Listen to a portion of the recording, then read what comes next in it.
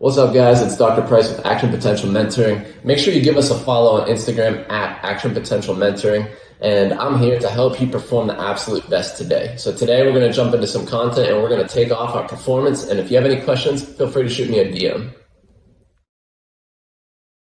So how does anemia present just in general? So that's usually somebody with fatigue, somebody that's really pale in the face looking.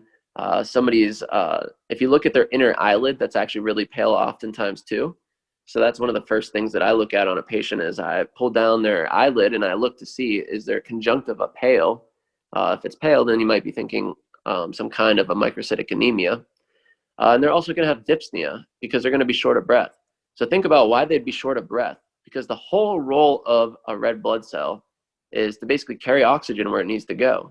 So if you don't have enough red blood cells, so go back to the top here, you got low hemoglobin, right? So we say somebody has 7 to 12 hemoglobin, then they're not delivering enough oxygen, so they're going to get dyspnea, which is difficulty breathing.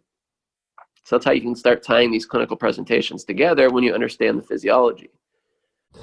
Thank you guys so much for joining today. If you found that was helpful, find me on Instagram at Action Potential Mentoring and shoot me a DM saying what your favorite part of today's lesson was. If you have any questions or you'd like some personalized one-on-one assistance with preparing for the USMLE, learning what it takes to become a stellar applicant and matching into your dream specialty, DM me the words VIP Mastermind. Again, that's VIP Mastermind.